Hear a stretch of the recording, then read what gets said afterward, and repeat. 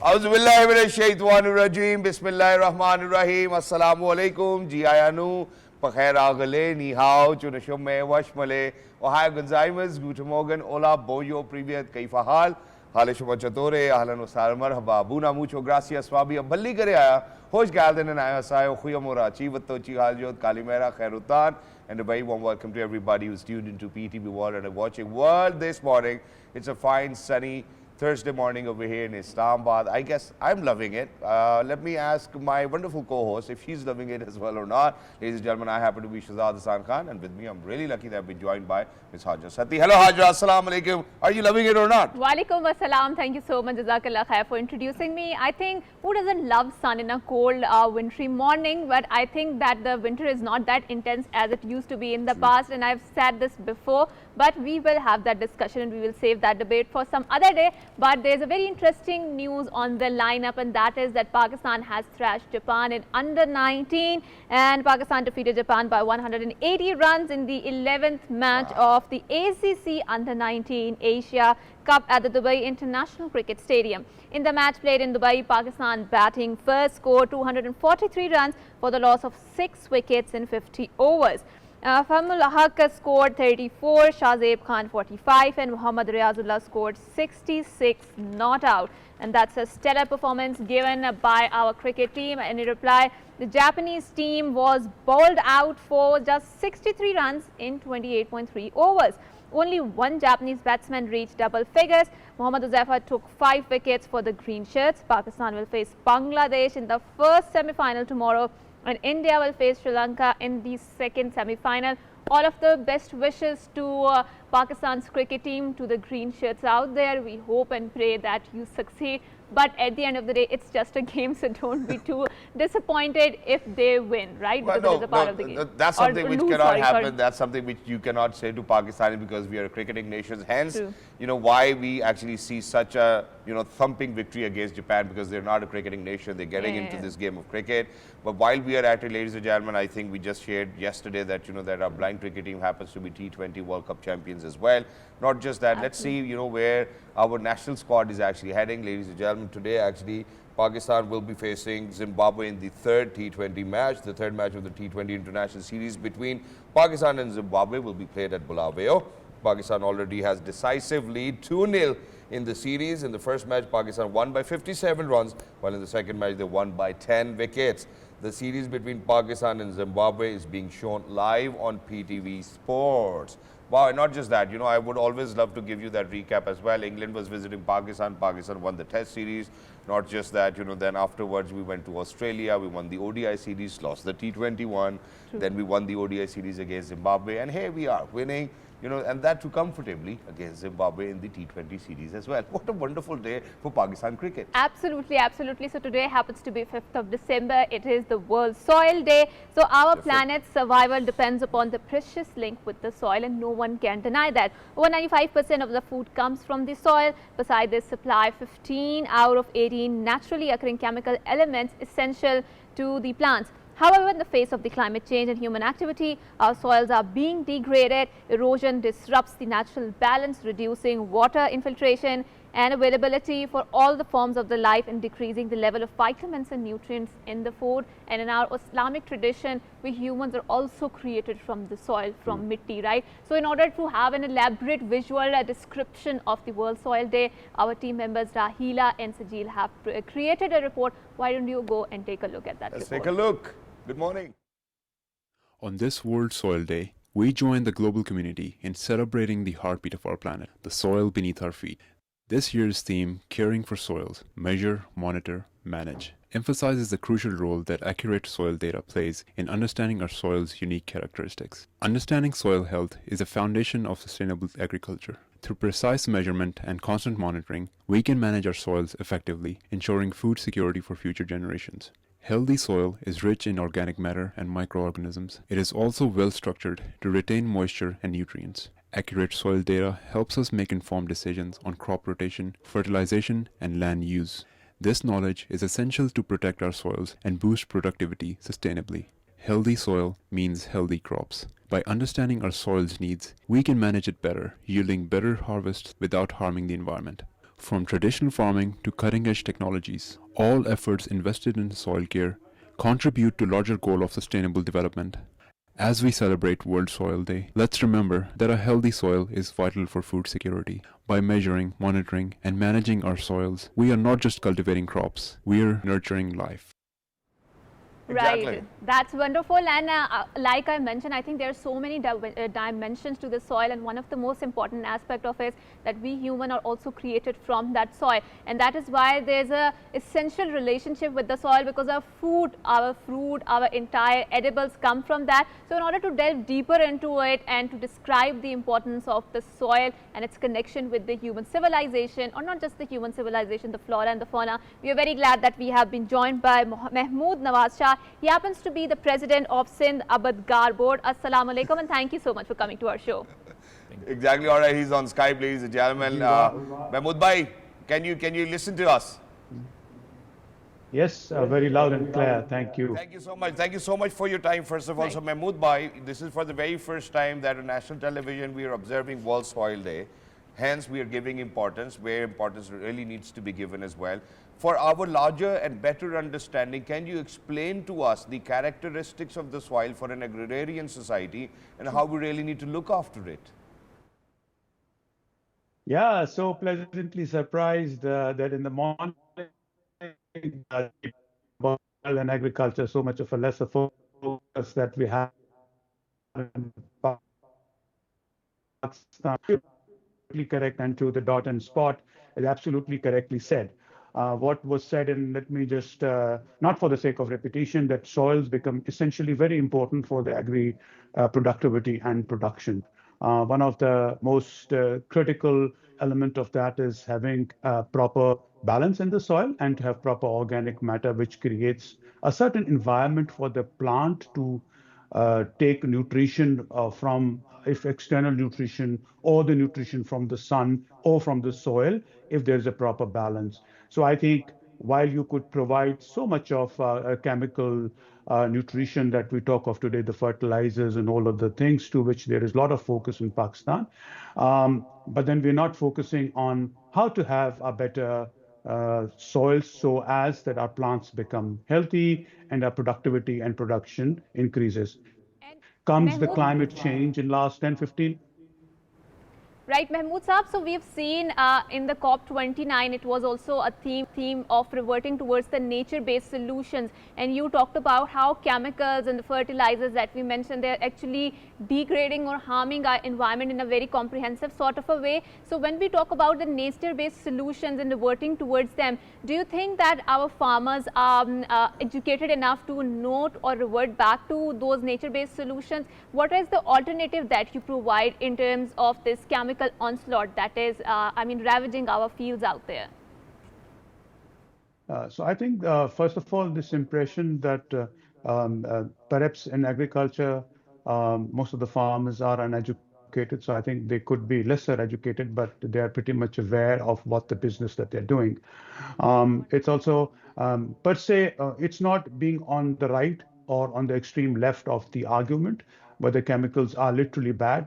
What we are saying is to have a proper balance. I understand people having certain views on this, but as commercial farmers, we see chemicals are important for the plant growth and everything. But what we're also saying is, where in Pakistan we are not focusing is that our organic matters in the soils are low, that we are not focusing on the organic matters. So when we say nature-based solutions, essentially what we're saying is also creating certain, for example, using farmyard manuring, plant-based manuring, organic matters being plowed back in the soil so as to enrich the soil. I was just saying and adding the argument to earlier that Pakistan and to COP29's relevance is that Pakistan comes into a very challenging because when they rise above a certain degrees, which is 45, 50 degrees Celsius, and that the natural bacteria have a difficulty in surviving in the soils, and therefore the soils deplete, and therefore our production and productivity and long-term sustainability come under question. So it's not only nature-based solutions, but it is also the way you plow and what is the way forward and what could be done that in a challenging environment we could sustain agriculture. One is the extreme events of floods and rains that we talk about, but it is also about high temperatures and how to sustain soils in those high temperatures become really important. So yes, farmers are ready That's provided that there certainly is a proper advice. yeah, Mahmood Sahab, that's certainly one aspect of it as well. On the other hand, if you are to kind of look into it and, go a little bit deeper, people are actually ravaging for, enhanced productions as well. And for that, there are certain methods which are being used. Do you think that we are hurting our soil by applying those methods? Do you think that, with modernization and new technology, cutting edge technologies coming in, are we hurting our soil? Are we making it better? Because, if we are to go back in time, I still remember how, I don't know if I should say the name over there, but there were patiyan being used and cow dung being used as fertilizers and whatnot. Absolutely. But we have moved on from those practices, and a lot of chemicals are essentially being induced within the soil to make sure that we have enhanced production. So let me put it a bit differently by saying that for sustainability purposes, all the technologies that we talk about using lots of machinery, which by itself leaves a lot of carbon footprint, creates a compaction on the soil, is not only the solution for sustained production, so as to put it on the soil day. Also, having said that, as you correctly pointed out, that while we could talk about a lot about sustainability, and it's easier to say to cut off everything, but then your productions will go down. And I think, in a sense, that a proper balance needs to be created in the soil, in the environment, for the plant to nurture and grow. So it's more balanced than just creating either right and left of the argument. I know people have different arguments on that, but I think it needs to be a proper balance. Yeah. Right, and Mahmood Saab, so we've seen particularly this development in the wake of the great floods that have ravaged Pakistan, but we've seen now a lot of the desert areas have turned into the green pastures, and especially in the southern Punjab, which also borders the Sindh area and the Thar and the Cholistan desert. There are very, what do you call it? Fertile land out there, and for a foreseeable, eyesight, you can see greener pastures there. So how can we make sure that the communities who are living there can also revert to the agricultural practices and all of this thing that we are talking about, the chemical incursion and also the mechanized farming, which is essentially destroying and degrading the soil? We can protect those pastures and have a very back to nature sort of a farming there. So I think a human intervention to necessarily change the nature the way it is also a sort of intervening in the natural environment. So by itself, desert has its own natural relevance to the human being and the sustainability. I think the way I see it, at least, by greening desert is not a success story. That's how I see it. It's a sustainability on the desert that one could create by itself, having a better environment. The kind of herbs that they have, the kind of plants that they are in the deserts, which one could nurture and make them survive. So that's one aspect of things. Second aspect of things is that our deserts in Pakistan need also to be survived. And of course, with increasing population and with droughts, it becomes really difficult. And flooding creates challenges for us. That doesn't necessarily mean that we have to change our environment. So we have to understand that by nature, even a snake which comes and bites and kills a person is really important for the environment. A termite which looks so dangerous is so important for the environment, so on and so forth. And therefore, we have to understand and appreciate nature. True, Mahmood Sahab, and it's obviously about the entire ecosystem of it as well, and we really need to look after it. But here, we have a very different question. Now, imagine that I do know for a fact, because I was working with Rice Export Association of Pakistan, there were $4 billion of rice exports this year, alhamdulillah. We need to congratulate them as well. But don't you think that we need to focus on crop cycles as well, and how, according to weather, we really need to move on towards other crops to make sure that we look after the soil? Do you think that's essential? It's such an important question that why we should congratulate, but if there was more rice and the paddy production on the back of yield increase, yes, we should appreciate. But if it is more area coming under paddy, then of course we are working anti-environment. So today, in last 10 years, there has been a 20% increase in the area of the rice that has come, which of course consumes more water. It leaves lots of carbon footprint. It's not very good for soils. I think that by itself remains a question mark. And what you appropriately and correctly said, proper crop rotations, having different diverse crops in Pakistan, which is a strength of Pakistan's agriculture compared to European and US agriculture, where there's more of a monocrop, and people are talking today of regenerative agriculture, which is essentially what we're doing in Pakistan to have a diverse agriculture, having intercropping, 2 or 3 crops together, which helps the environment by itself. So in a sense that yes, rice could be good for Pakistan's exports, but if it is too much of area into rice, it's also not that good for our water and environmental resources. Right. And Mahmood Saab, one important question, since we are living in an agrarian society and we are also very vulnerable to the fluxes of the climate change, how do you think we can rotate or reshape or reorient our entire agricultural practices to suit the very stark present reality, which is the climate change, and make our crops more climate friendly? Because in the China, I've seen there are some experiments going on with they're making the crops more climate friendly. Yeah. How do you think in Pakistan we can protect it? Because I think one thing that we really take granted in Pakistan is the organic products that are coming to our markets, because in the West you will find there's so many genetically modified food. So that's a real blessing, and we as a nation need to protect this blessing of Allah Ta'ala. How do we do that? I think that's again a very good question and brings in focus, and we keep on talking and cursing Pakistan's low productivity and lower yields. While that is true and we need to improve it, not taking that argument away, but I think what we have to appreciate that while in Pakistan's agriculture, if you go 50 kilometers in Multan, in Hyderabad, or anywhere in agriculture, you'll see diverse agriculture. So that's one of the strengths that Pakistan already has. What we, however, need to be careful is a lot of pushing of the technology that is being spoken and talked about. While there will be an additional returns that Pakistan will, and it's important, but then we have to be careful the way we are doing things, and we have to take our own way. And I think we do not need to follow West and also China, by the way, and doing agriculture today. There, people are specifically talking that the current agricultural practices, while it produces more, is not environmentally friendly. It's not good for pets. It's not good for the birds to survive, for the plants to survive, and therefore it becomes essentially important. So in Pakistan's context that you talk, again, it's not easy. It's unfortunately not a bag of fertilizer you come and put. It's a very long-term intervention for which we have to plan and understand where do we need to head. And where our own gene pool of seeds, how could they continue to produce more in the current environment?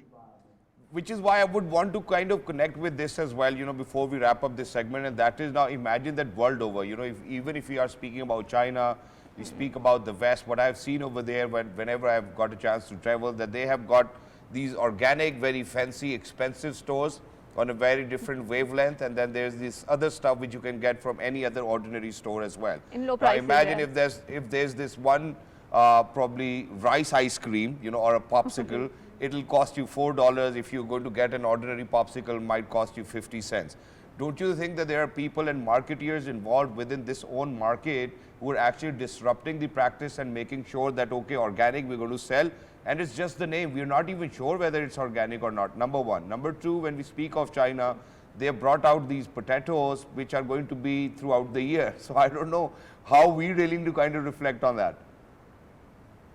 Yeah, I think there is a lot of technology coming into agriculture. For example, in Netherlands, they have those LED lights where they work the tomatoes 24 hours by creating an environment of artificial light. And the crop cycle from 120 days reduces to 50, 60 days. Today, you have poultry, which is ready in 45 days. The natural Free-range poultry takes more than 3 to 4 months to get ready. By itself, you accelerate something, but then you are tweaking a bit too much over the nature, and then it creates its own issues that we have already spoken about. So that perspective and things are there.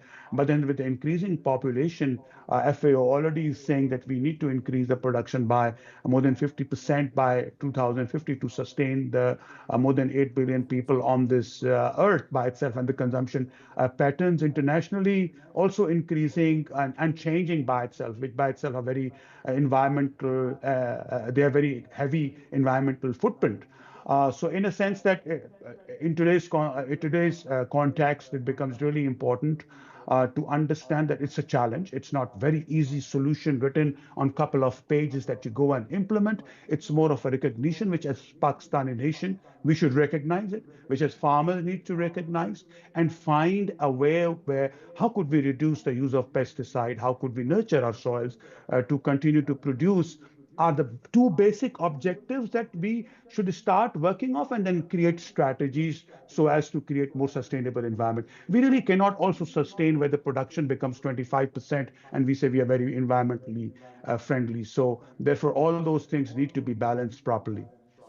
Right. And thank you so much, Mahmood Saab, for being here, for having this wonderful cross-pollination of ideas regarding the soil. And today is the World Soil Day. And it was that very moment when Allah subhanahu wa ta'ala created the Adam from the soil, and the most pious of the jinn who attained the status of the angel refused to bow before that human, the Adam. But there was something in the Adam that Allah ordered every of his creation to bow before it. What was that? I really don't know, but according to my inferior thinking, my inferior intellect, it is because of that empathy that is within our hearts. So today happens to be International Volunteer Day. Also, the International Volunteer has been celebrated on 5th of December since 1986. The day have been set by United Nations General Assembly almost a year earlier through a resolution to raise the awareness of the important contribution of the voluntary service and to encourage more people from the all walks of life to volunteer their service. At the same day, the day highlights the vital role volunteers play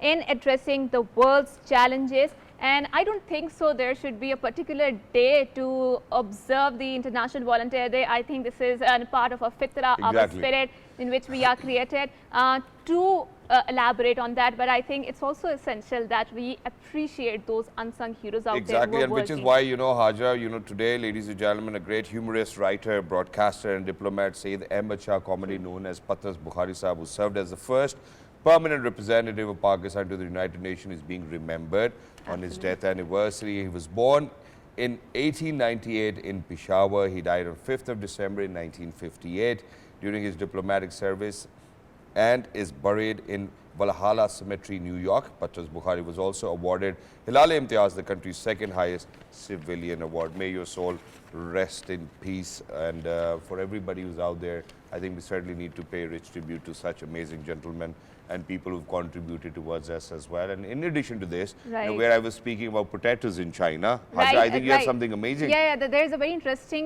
news information, and that too relating to the modern archaeology. So a new species of human with bigger brains, huge heads discovered in China. Wow. Chinese archaeologists have claimed to have discovered a new human species that lived around 200,000 years ago. The species known as Homo zuluensis is distinguished by its larger brain, and the head researchers said that nearly 200,000-year-old fossils found in the northern China belong to the extinct group, which lived alongside the Netherlands and Homo sapiens.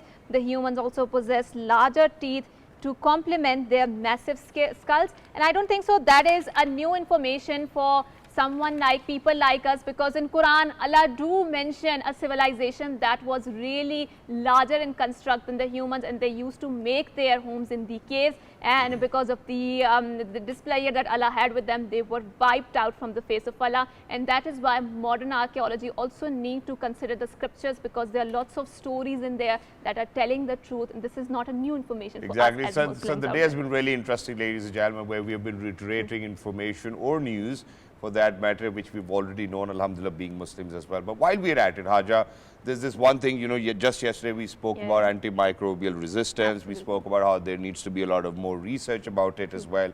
And unfortunately, over here in Pakistan, so may it be polio, may it be any other illness, may it be diabetes, we do see that, that these diseases actually are more of a pandemic for all of us. But not just that, I think that there's certainly continuous need for more of research facilities where we can bring up better solutions, look at the grassroots level, whether what is actually causing all of those troubles and problems. To speak about such research, ladies and gentlemen, we're very lucky that we've actually been joined by somebody who happens to be an entrepreneur himself. He happens to be Mr. Khaqan by Khawaja Sahab. Hello, sir. Assalamu alaikum. Good morning. How are you? I'm good. Perfectly Thank you so much for joining us. Wonderful to have you. Thank you so much. Why would an entrepreneur think about that whatever medical facilities or medicines that we have in the country are not up to the mark? Actually, first of all, thank you very much. Thank you, sir. For inviting me. Yes, Pakistan, as you compare other countries, our population is the main problem, and as compared to medical facilities, they are almost, you can say, 10 to 100% difference. So I think we have to sit initially. Right now, this is a time with the government and the think tanks or the policymakers. We have to establish our own interest in our country, in our health sector, because right now, like suppose if we take Islamabad, the capital of Pakistan, it's like 28 or 3 million population here. So we have only 2 hospitals, tertiary care. So this is the difference. Yeah. But we have to collaborate with private sectors. Right now, it's more than 15 tertiary care hospitals in Islamabad who are serving for the nation and for the people.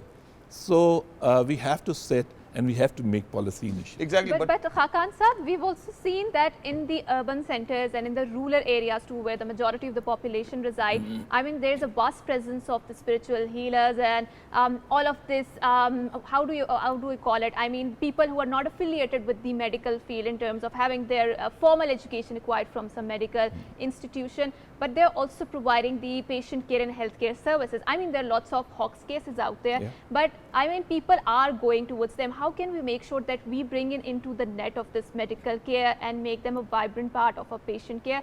Because obviously there are few success stories from those sectors. I would talk about it. Actually, the regulatory authority is like Pakistan Medical and Dental Council. Yep. They have to look after the doctors, homeopathic doctors also, and hakims. You know, not more than that.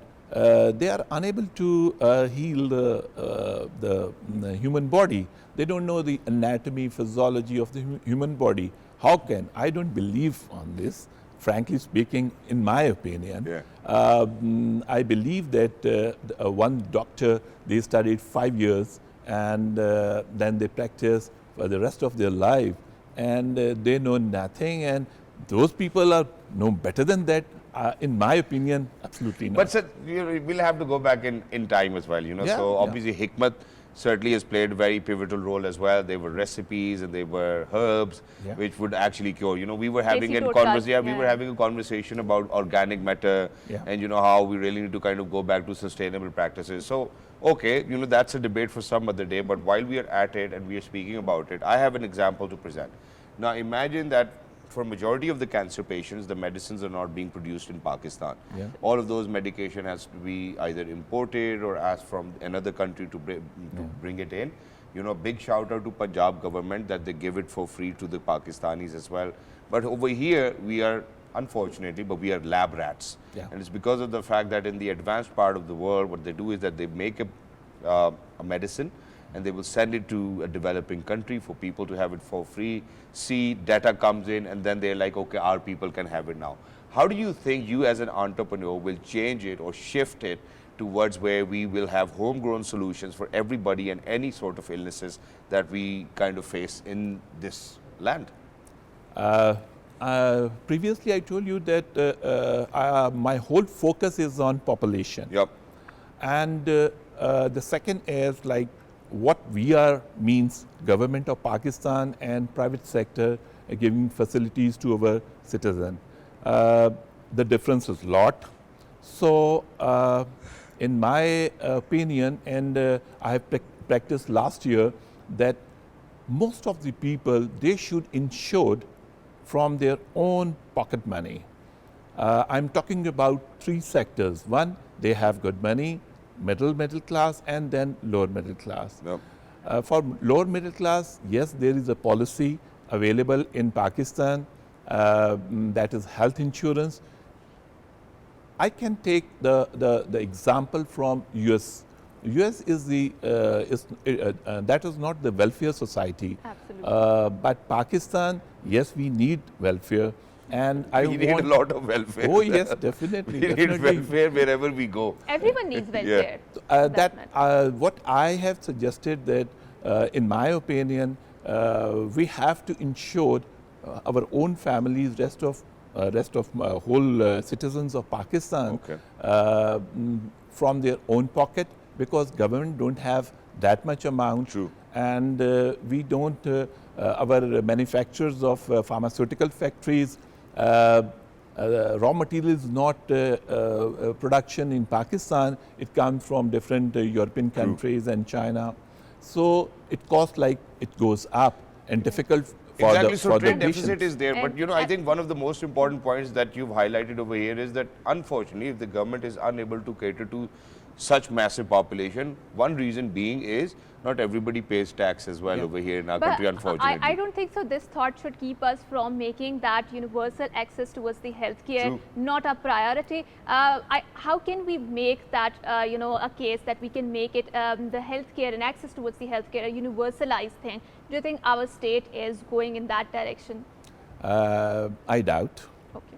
Our But how can we make it possible? our priority should be towards health and education. These are the main sectors where every country develops. But unfortunately, I doubt. But in private sector, if you go for public and private sector combination and partnership, I think we can manage it in a very good manner. Right now, we are providing health units in rural areas also, at medical colleges. My suggestion was every medical college should own the health units in rural area. So in that manner, they have doctors, they have facilities, and they can provide on their doorsteps. Right, and thank you so much, Khaqan Saab, for providing us this very insightful thoughts on the patient care and the healthcare. And on the concluding remarks, I would just like to say that the Western medicine is very reactive. They are just treating the symptoms of that, and that is why you will feel and find there are a lot of people who are very gym savvy, who are very fitness enthusiasts. They are taking care of their, khana, pina, but still, they are not fine. They're not feeling well. That is because they're not looking holistically on their health. And how can we have a holistic sort of a health? This is a debate that we will save for some other time. But thank you so much once again, Khaqan Saab, for being on our show. We are going on a short break, and after we come back, we have an interesting discussion lined up. Don't go anywhere. Good morning. Let's do this. Thank you. Good morning.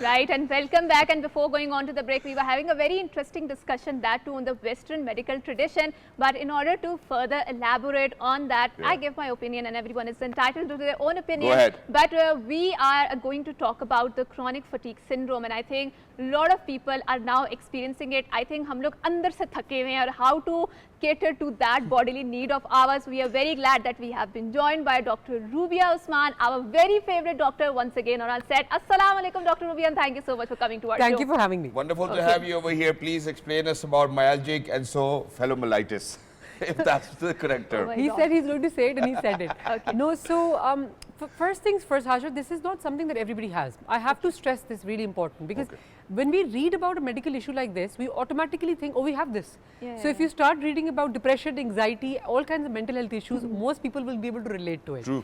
That doesn't mean that you have it or you don't have it. That just means that it's food for thought, and think a little bit more in depth that do you really have it, and if you have it, how badly does it affect you? So you are the doc cyber over here. Do we have it or do we not? So How do we check that? So this is the thing now. So the key is this, that these are the people who feel tired, fatigued, lethargic, most of the day. Even after exercise, they'll feel more tired. So mostly us, we get energy. So when we exercise, we feel energized. That's exactly what I asked my friends. I'm like, yeah, you know, after gym, I feel more energetic. Yeah, and you feel like a high. So these people are not like that. They will be so energy depleted that they actually have something called post-exertional malaise. So they have this malaise and fatigue, which is worse after exercise. Apart from that, they can have headache, sore throat, brain fog, sleep problems, sleeping too much, sleeping too little. And sometimes it can get so severe. So very severe ME would actually lead to them not being able to function at all. So they can't get out of bed. They can't even brush their teeth.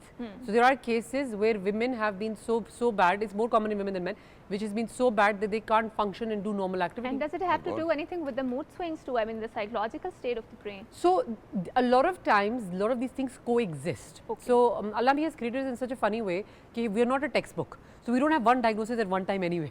Sometimes there can be an overlap. You could be recovering from one illness and getting another. You could be having two illnesses at the same time, unfortunately. So yeah, so it could coexist, but it's not a part of it. And how do we treat it? Are there some medicines out there, or is it a psychotherapy sort of a thing? How do we So this is the single most important thing. I think people are thinking that it's like a quick fix and I can give a pill and that's it, you'll be better. It doesn't work like that. You have to find a good doctor. So that's the single most important thing. We have it. We have a good doctor over here. And that doctor first has to diagnose it. So, and I won't lie to you, there's a lot of bias in doctors as well. I, for the longest time period, didn't believe in it. I will not lie. Even now, it's experience that's kind of taught me to believe in it, and reading some books and some expanding my knowledge and things like that. But most of us would be like, no, these people are just lazy, these people are just making it up, these people just don't want to work. That's the first thing that we think of, but that's not the case. So first find a doctor that understands, and then we'll do some tests. So some tests are done not to diagnose this, but to exclude other problems. So make sure you don't have a thyroid problem, make sure your liver is fine, your kidneys are fine, you're not diabetic. Your vitamin D is fine, you know, things like that. Exactly. And vitamin D plays a really strong role in most of our body anyway, functioning anyway. So, and then once they're all normal and you're still not better and you still have these symptoms, then I'll have this conversation, could it be this, could it be that? And then the treatment has to be tailored to the person. Okay, we get that, obviously, you know, so because it's going to be a very generic conversation then, because if it's, you know, one size fit all, not a solution for everybody.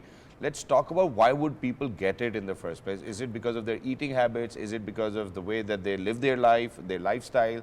Let's talk about that as well. So unfortunately, we still don't know exactly. The thing is, we're still understanding a lot about science and a lot about a human body. We have learned quite a lot, but there's lots of things that we don't know. It's kind of like an iceberg. I think we've only discovered the tip really. Kya thakne wala syndrome hai? So at least, you know, everybody's going to recognize that. At least I was going to say, we have been beaten by our mothers, yaar, wo hilte nahi ho yaar, tum chalo jaake utke kaam karo. So up till like a few decades ago, couple of decades ago, it was just Hadrami. That was what it was. Now there's a name to it. Whether we should say it on national TV or not, but yeah, please go ahead. But now there's a name that's been given to it. But the other thing that's very important to understand is that even though we don't know what causes it, healthy lifestyle is the key, Shahzad. You're absolutely spot on. People who eat healthy, who sleep and generally get 6 to 8 hours of sleep in normal sleeping hours, and who exercise can put off a lot of illnesses at bay. So that is the elixir of life. I keep preaching. And that's exactly what I wanted to mention. So imagine that I got these vitamin B complex formula, you know, pills from somewhere, and it says energy on top.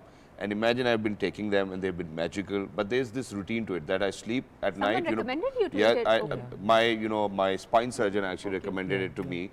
And then what happened was that, you know, that I just need to sleep well at night, somewhere in the middle of the day, 30 minutes, 45 minutes, and good to go for the entire day. Do you think that people really need to kind of emphasize on the micronutrients as well? More than micronutrients, is putting everything back. So you know, like we have these supplements, we have vitamin D, for example. It can't be put back in your bones unless you're lifting weights, for example. So you have to realize that sleep is the single most effective tool to heal. Your body has to repair and regenerate, and that can only happen when you're sleeping. True.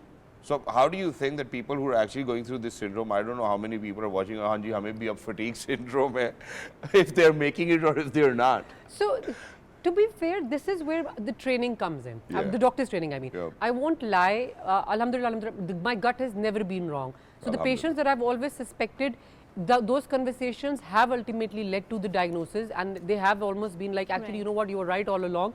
Sometimes patients are in denial. Sometimes they don't want to put a label on. They'll be like, no, actually, no, it's not that. There must be something wrong. Check our thyroid again. Yeah. And can it be because of hormonal imbalances as well? No. So this is essentially a condition which will only happen when you're absolutely normal in everything else. Okay. Yeah. Baki sab theek hai. So why does it happen in the first place? Is it unhealthy lifestyles that are contributing towards that? the We're still exploring. That we're still exploring. But I will tell you something really interesting. Right. So for a while, it was called the Begum syndrome in Europe and in England and America. What was it called? The Begum syndrome. So Begum, BB kind of thing. Yeah. Okay. And that was a really racist thing, and there's quite a lot of articles on this. So what would happen was that the doctor would see an Asian patient, female, so a Okay. Bangladeshi, Pakistani, not necessarily Indian perhaps, but more Bangladeshi and Pakistanis. Yep. And they would have the same history. So they would always say, Doctor Sahab, har jagah dard hota hai. So the same history. And those white doctors, white British, white whatever doctors would start diagnosing them as having this Begum syndrome.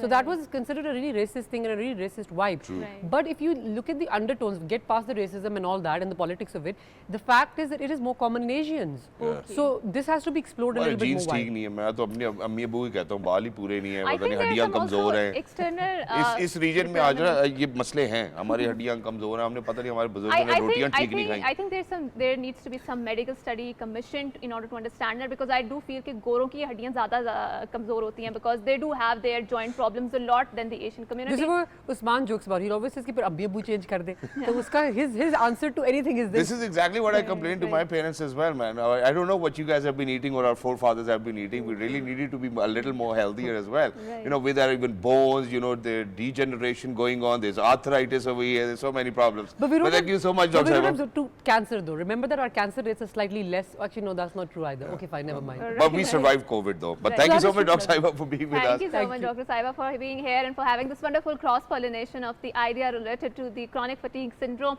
And in the days to come, we will further explore what does that mean and how to cope with that. So we are going on to, we are wrapping up our segment. We are wrapping up our program. Exactly. Until next time, it's a goodbye. Allah Hafiz and good morning. Until next time, look after yourselves. Good morning. Have a great day.